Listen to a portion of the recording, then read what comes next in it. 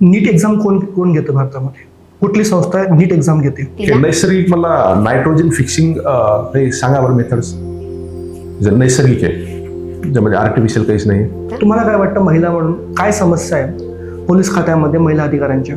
तुम्ही शेतामध्ये गेले कोणकोणते पिकं आहे तुमच्या शेतात? तुम्ही मानसशास्त्राचा विद्यार्थी आहात तुम्ही. आजकालचा तरुण जो आहे हा व्यसन फार करायला लागला, बंदीमध्ये व्यसन करायला लागला. मग ते व्यसनाधीनताला त्यापासून डायव्हर्ट करण्याकरता काय तुम्ही स्टेप्स घ्याल?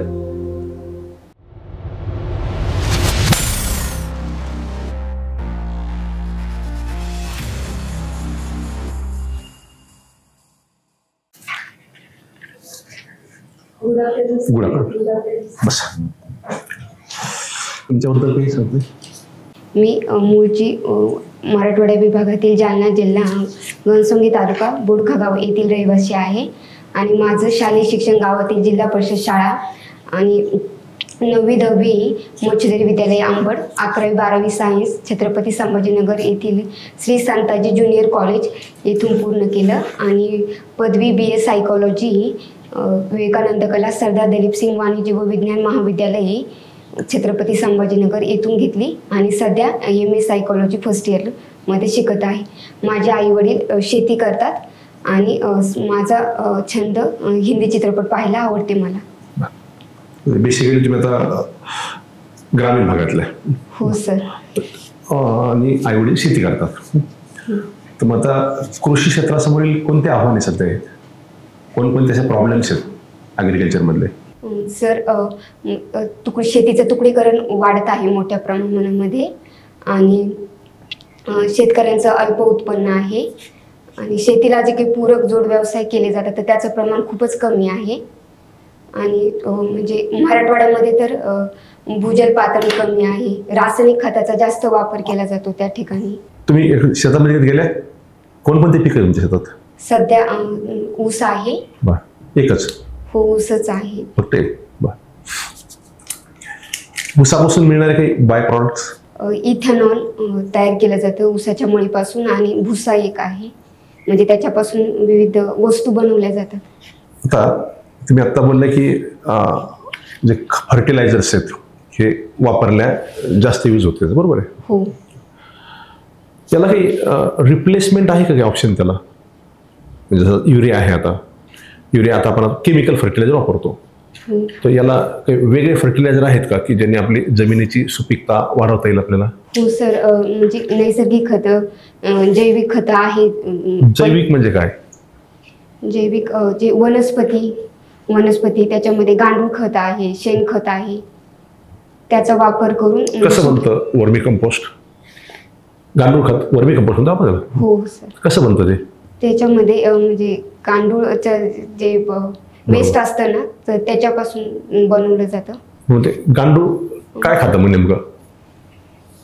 वर्मी कंपोस्टचा प्लांट बघितला तुम्ही कधी? नाही सर, बघितलं नाही. बघितला, बरं. कोणतं जैविक खत तुम्ही बघितलं? शेणखत आहे. बरं. पालापाचोळा त्याच्यापासून, म्हणजे शेणखत आणि गावाकडे जे घरातलं जे डोमेस्टिक वेस्ट असतं त्याच्या. बरं. मग त्यातून आता प्लांटला काही हे लागतात आपल्याला, नायट्रोजन कुठून भेटेल त्याला? हे जे जैविक खत आहेत यातून नायट्रोजन मिळतं का? जसं की आपण फॉर एक्झाम्पल युरिया टाकला आपण, किंवा तुमच्या घरी आता कापूस आहे, सॉरी ऊस आहे, तुम्ही बघितलं असेल ते आपलं खत असतं 18-32-0 काही असं असतं ना, NPK. त्याचं काही प्रमाण असतं नायट्रोजनचं, फॉस्फरसचं. तर मग समजा आपण आता शेणखत वापरलं तर शेणखत मध्ये नायट्रोजन असतं का? हो सर, असतं ना नायट्रोजन त्याच्यामध्ये. मग ते नैसर्गिक असतं का? हो. नीम कोटेड युरिया काय ऐकलं का? हो. काय असतं नीम कोटेड युरिया?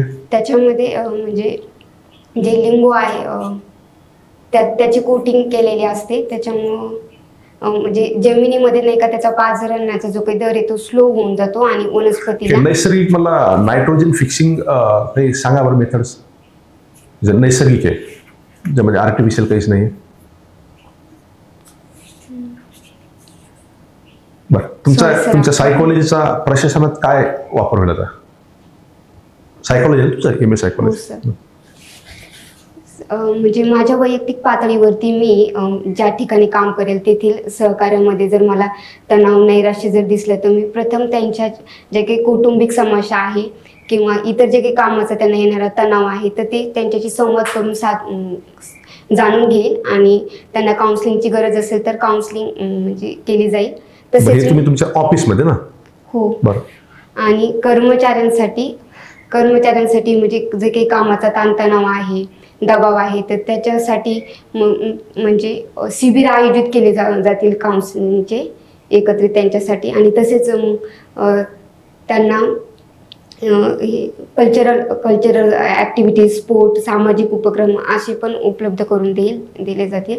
त्याच्यामुळे म्हणजे रिफ्रेश होऊन त्यांची कामाची क्षमता वाढेल. कल्चरल स्पोर्ट मिनिस्ट्री सध्या कोण मिनिस्टर आपलं महाराष्ट्राचं? सॉरी सर, माहित नाही. ई गव्हर्नन्स ऐकलंय? हो. काय असतं ई गव्हर्नन्स?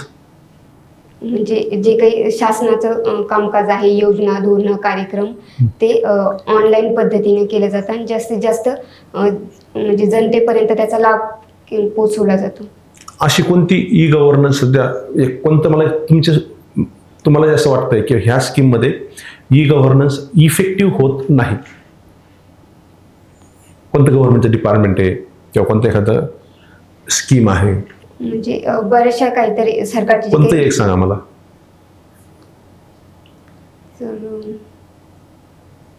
म्हणजे अनेक काहीतरी योजना आहे त्याच्यामध्ये, परंतु कोणती सांगा मग, काय अडचण नाही. सुकन्या समृद्धी योजना किंवा जनधन योजना. सुकन्या समृद्धी योजनेमध्ये काय वाटतं मग, काय फॉल्ट त्याच्यामध्ये?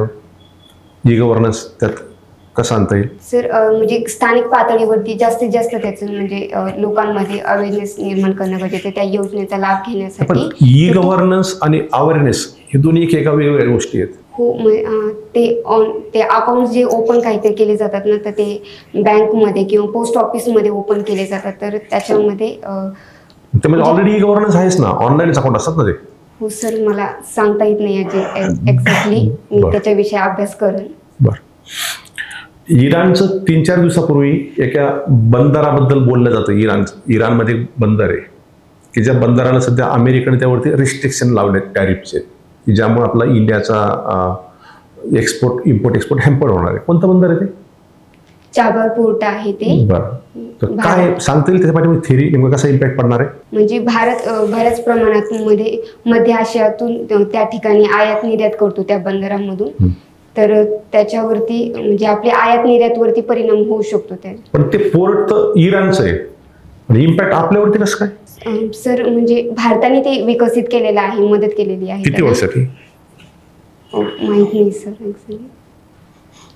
आणि भारत पण म्हणजे ते मध्य आशियासोबत व्यापार करत असताना त्याचा वापर करतो. काही मला मध्य आशियातल्या काही देशांचे नाव सांगा. युक्रेन आहे, बोल्विया, रशिया, ताझाकिस्तान, अफगाणिस्तान. अफगाणिस्तान सोबत आपण काय इम्पोर्ट एक्सपोर्टचं आपलं काय करतो आपण इम्पोर्ट एक्सपोर्ट? अफगाणिस्तानकडून आपण काय घेतो माहित नाही सर. काय आपण एक्सपोर्ट करतो? म्हणजे केले जात असेल वस्तू बऱ्याच प्रमाणामध्ये, पण नेमके कोणत्या केल्या जातात याच्याविषयी माहिती नाही. भारतातून सर्वात जास्त एक्सपोर्ट केल्या जाणारी कोणती गोष्ट आहे?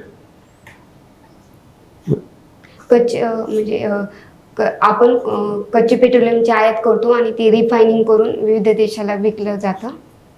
टेक्सटाईल आहे. क्रूड ऑइल आपण कोणत्या कंट्रीकडून जास्त घेऊ? सर्वात रशिया आहे आणि सौदी अरेबिया, संयुक्त अरब अमिरात यासारख्या पण देशाकडून आयात केले जाते.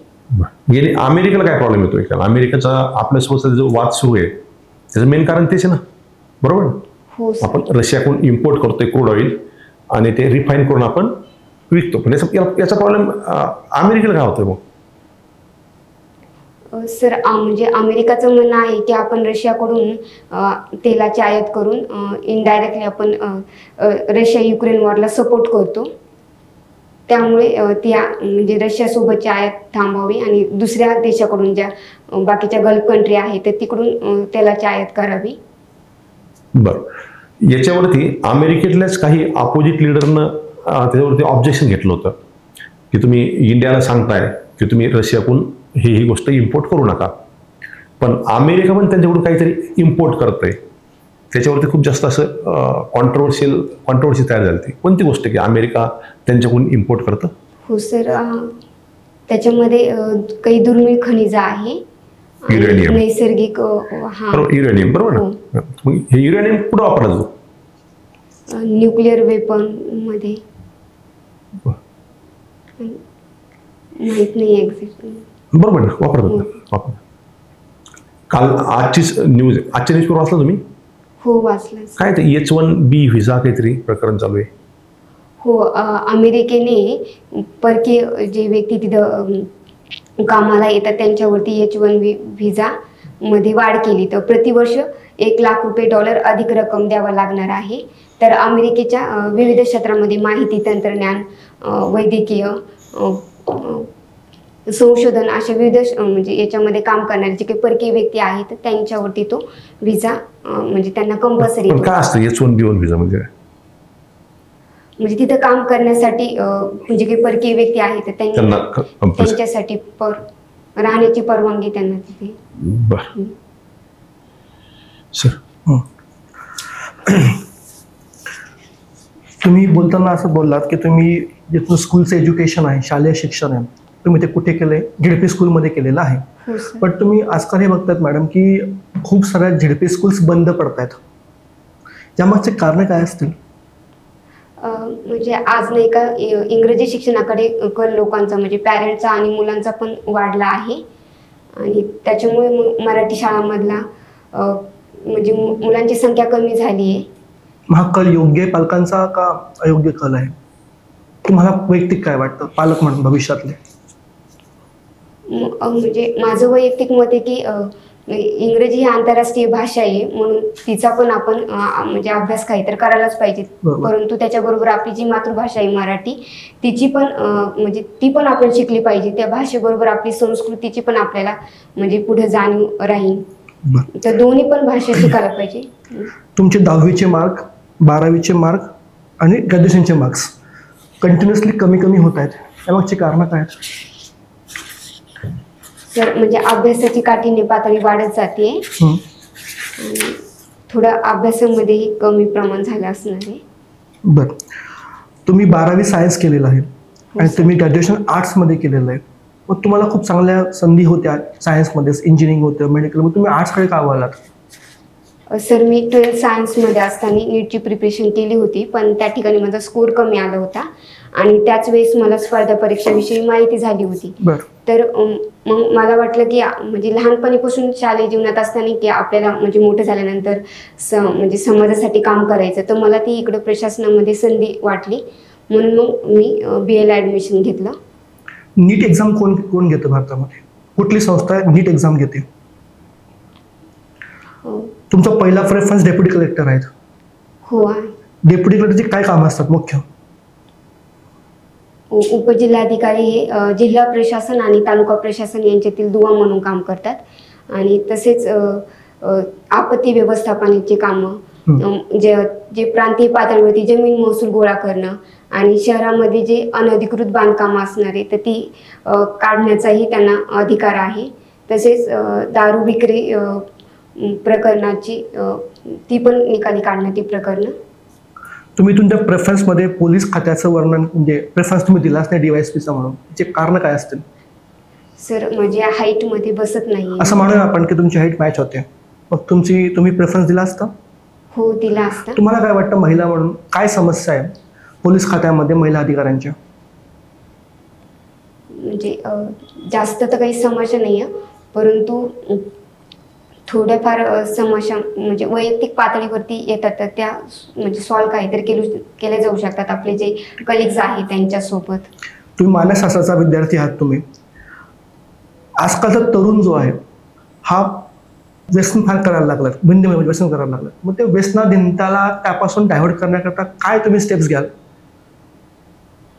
सर प्रथम त्यांच्याशी तर संवाद काय तर साधणं गरजेचं आहे की त्यांची काय कौटुंबिक पार्श्वभूमी काय होती, ते कोणत्या वातावरणामध्ये राहतात ते माहिती करून घेईन आणि त्याच्यानंतर त्यांना चांगल्या ठिकाणी पुढं मेडिकल ट्रीटमेंट पण प्रोव्हाइड केली जाणार आहे आणि त्यांचे जे नातेवाईक आहेत तर त्यांनाही त्याच्याविषयी अवेअरनेस केलं जाईल.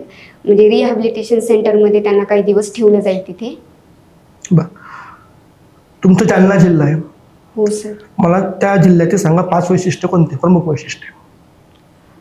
जालना जिल्ह्यामध्ये स्टील इंडस्ट्री आहे मोठ्या प्रमाणात, त्याचे हायब्रिड सीड इंडस्ट्री पण आहे आणि मोसंबी उत्पादनात, रेसिन कोसला उत्पादनात म्हणजे जालना अग्रेसर आहे आणि सध्या ड्रायफ्रुट्सचा पण त्या ठिकाणी विकास होत आहे. तुम्हाला मूवीज बघायला आवडतात बरोबर? तुमची आवडती मूवी सांगा मला.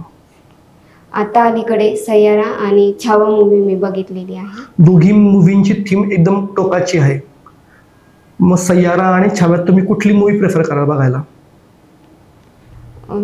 सर मी दोन्ही बी मूवी प्रेफर करेन बघायला, कारण की दोन्हीमध्ये काय भिन्नता आहे हे बघूनच आपल्याला समजू शकतं. तुम्हाला काय जाणवली भिन्नता? म्हणजे याच्या सय्यारा ज्या मूवी आहे तर त्याच्यामध्ये नाही का एक हृदयस्पर्शी प्रेम कहाणीच्या माध्यमातून एक अल्झायमर या मानसिक विकृतीविषयी त्यांनी माहिती दिली, जनजागृती होईल त्याच्याविषयी लोकांमध्ये. आणि छावा जी काही मूवी आहे तर ती छत्रपती संभाजी महाराजांच्या जीवनावर आधारित आहे. त्यामधूनही लोकांना म्हणजे तरुण पिढीला अनेक गोष्टी काय तर शिकायला भेटतील. तुम्हाला कोणी विचारलं की कोणती मूवी बघायची, तुम्ही कुठलं प्रेफरन्स द्याल, छावा का सय्यारा? एकच बघायची का सर? बघायचे असेल तर मी दोन्ही पण बघू शकते. ठीक आहे. दोन्ही पण मी प्राधान्य देईल बघण्यासाठी. मला एक सांगा, तुमचे आवडते मुख्यमंत्री कोण आहेत? आत्ताचे देवेंद्र फडणवीस. का? सर म्हणजे त्यांचं एक राजकीय नेतृत्व मला चांगलं वाटतं आणि ते म्हणजे सगळ्या गोष्टी त्यांच्या म्हणजे सामावून घेऊ शकतात, ते सामाजिक राजकीय. नुकतंच भारतामध्ये एक संविधानिक पदाची निवडणूक पार पडली. कुठली पद होतं ते? उपराष्ट्रपती सर. कोण निवडून आलं? CP राधाकृष्णन जे महाराष्ट्राचे राज्यपाल होते. CP म्हणजे पूर्ण नाव माहित नाही, सॉरी सर. मी किती उपराष्ट्रपती आहेत मॅडम? 15वे उपराष्ट्रपती आहे. संख्येने का क्रमाने, म्हणजे व्यक्तिशः का क्रमाने? माहित नाही सर. मग सध्या भारताचे राज्यपाल कोण आहेत? सध्या महाराष्ट्राचे महाराष्ट्राचे राज्यपाल कोण आहेत? हे गुजरातचे राज्यपाल सन्माननीय आचार्य देवव्रते. म्हणजे एका व्यक्तीला आपण 2 राज्यांचे राज्यपाल नेमू शकतो? हो सर. कुठल्या कलमाने? आर्टिकल 155. कुठली काही घटना दुरुस्ती केली याकरता कालांतराने? मूळ घटनेत लिहिलं होते नंतर आपण ऍड केलं आहे? सर 7वी घटना दुरुस्ती आहे. बरं. एक महिला म्हणून तुम्ही तुमचं प्रोफेशन, जॉब आणि कुटुंब तुम्ही कसं मॅनेज कराल? सर मी म्हणजे दोन्ही पण गोष्टींना समान काय तर प्राधान्य देईल आणि जेव्हा कुटुंबामध्ये जर एखादी खूपच इमर्जन्सीची सिच्युएशन आली तर तेव्हा मी त्या गोष्टीकडे अधिक लक्ष देईन आणि कुटुंब सांभाळून पण प्रशासनामधल्या पण गोष्टी व्यवस्थितपणे सांभाळ करीन त्याचा. आजकाल जेनझी खूप न्यूजमध्ये. जेनझी काय आहे? जेनजी म्हणजे तरुण पिढी जी 15 ते 30 वर्ष वयोगटामधली आहे. अजून कुठला प्रकार असतो का असा? जनरेशन अल्फा, बीटा असा एक प्रकार कुठले असतात का अजून? फक्त एकच प्रकार आहे हा जनरेशनचा? सर तसे नाव म्हणजे चालू म्हणजे वर्तमानमध्ये होते पण मला त्याच्याविषयी माहिती नाही आहे की काय आहे नेमकं ते. म्हणजे प्रत्येक 15 वर्षाच्या वरचा मुलाला आपण जेनझी म्हणू शकतो? हो. त्याचे काही वेगळे फीचर्स नसतात जेनझीचे? सर मला एक्झॅक्टली माहित नाही, फक्त जेनजीचेच. आता अखिल भारतीय मराठी साहित्य संमेलन होणार आहे, कुठे होणार ते? अखिल भारतीय मराठी साहित्य संमेलन होणार आहे महाराष्ट्रामध्ये. हो सर. अध्यक्ष कोण निवडले त्यांची सध्या? माहित नाही मला, पण मी प्रशासनामधले फार मोठे IAS ऑफिसर होते, त्यांनी फार सुंदर कादंबरी लिहिली आहे. ठीक आहे. तुम्ही MSc केलेलं आहे. MSc म्हणजे काय? फुल फॉर्म काय त्याचा? Maharashtra state certificate in information technology. Very good. He exam कोण कंडक्ट करतं? महाराष्ट्र तंत्रज्ञान मंडळ असं आहे सर. तुम्ही जालन्यावरून इथपर्यंत कसे पोहोचलात? कशाने आलात? ट्रेनने आला, बसने, कशाने आलात? बसनं आले सर. ट्रेन आणि बस मधला कुठला प्रवास तुम्हाला कम्फर्टेबल वाटतो, जालना आणि ह्या शहरामधला? म्हणजे मला बसमधला प्रवास कम्फर्टेबल वाटतो. वंदे भारत ही काय कन्सेप्ट आहे रेल्वेची? वंदे भारत म्हणजे स्पीड म्हणजे नागरिकांसाठी सोयीस्कर आहे आणि म्हणजे सुरक्षित आणि जलद प्रवास होऊ शकतो त्या ट्रेनला. सुरक्षित प्रवास प्रत्येक रेल्वेचा होतो. कवच काय असतं मॅडम? कवच काही प्रणाली आहे रेल्वेबद्दल? हो, अलीकडे आपल्या देशामध्ये म्हणजे रेल्वेमध्ये ती वापरली जात आहे. तर दोन रेल्वेमध्ये टक्कर होऊन म्हणजे अपघात काहीतरी घडू नये म्हणून ती प्रणाली वापरली जात आहे. कधी अपघात घडतायत? सॉरी सर, काय? कधी म्हटलं अपघात घडतायच आहे? हो. काय करणार मग? ती प्रणाली चुकीची आहे का काय? समस्या काय? म्हणजे ती प्रणाली तर अचूक आहे, परंतु त्याचा जो वापर आहे तर तो आणखीन अधिक चांगल्या प्रकारे पारदर्शकपणे करण्याची गरज आहे. तुम्ही आज कुठून गेलो? BA arts? विवेकानंद कला सरदार दलीप सिंग वाणिज्य विज्ञान महाविद्यालय विद्यापीठ, डॉक्टर बाबासाहेब आंबेडकर मराठवाडा विद्यापीठ. नामांकन कधी केलं? नामांतर कधी झालं विद्यापीठाचं? सर एक्झॅक्टली माहित नाही, पण 1975. स्थापना कधी विद्यापीठाची? सॉरी सर, माहित नाही, पण मी माहिती करून घेईन. सध्याचे कुलगुरू कोणी विद्यापीठाचे आपले? नाही सर. ठीक आहे. तुम्ही ACBC म्हणून फॉर्म भरलेला आहे, बरोबर? ACBC काय असतं हे? Socially educationally backward class.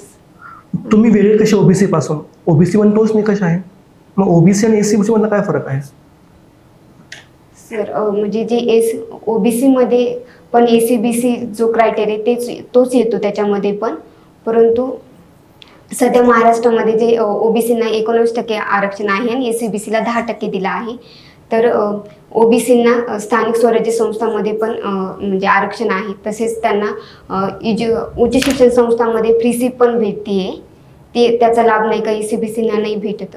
तुम्हाला काय वाटतं, मराठा समाजाला आरक्षण मिळालं पाहिजे OBC मधून? हो, मिळालं पाहिजे सर, परंतु मला वाटतं की सरसकट नाही मिळालं पाहिजे, की ज्यांच्या वंशवळ पद्धतीने नोंदी सापडतील आणि त्या क्रीमी लेअरची अट त्याच्यामध्ये टाकायला पाहिजे. तुम्हाला शेवटचा प्रश्न, तुम्ही जो फोटो अपलोड केला प्रोफाईलमध्ये, तो फोटो आणि तुम्ही काय भिन्नता आहे? सर तो जो फोटो होता तर तो ग्रॅज्युएशनच्या लेवलचा आहे. आणि काय बदल झालाय या काळामध्ये? म्हणजे अगोदर थोडं वेट जास्त होतं, आता कमी झालं. अजून काय बदल झालाय? थोडं चेहऱ्यामध्ये पण बदल झालेला असतो. काही वैचारिक पातळीमध्ये बदल झालेला आहे, दृष्टिकोनात बदल झालाय अभ्यास करताना स्पर्धा परीक्षेचा? हो सर. तसं काय बदल झालाय? म्हणजे पहिल्याने आता स्पर्धा परीक्षेचा अभ्यास करताना विविध विषयाचा अभ्यास, भूगोल, इतिहास अशा अभ्यास म्हणजे शिकायला मिळालं. आणि याच्यामध्ये माझ्या ग्रॅज्युएशनमध्ये पण मला सायकोलॉजी विषयी अनेक काहीतरी गोष्टी शिकायला मिळाल्या. मानसिक आजार, मनोविकृती, त्याचं उपचार, निदान कसं करायचं, तसेच समाजामध्ये त्याच्याविषयी असणाऱ्या अंधश्रद्धा, गैरसमज याच्याविषयी पण मला माहिती मिळाली. तुमचं सिलेक्शन यावर्षी नाही झालं तर तुम्ही काय करणार? सर यावर्षी तर माझं म्हणजे निवड होईल यावर मला पूर्ण विश्वास आहे. नाही झालं तर काय करणार? परंतु मग पुढे मी MA सायकोलॉजी पूर्ण काहीतरी करून टीचिंग किंवा काउन्सिलिंगची प्रॅक्टिस करणार आहे. ठीक आहे.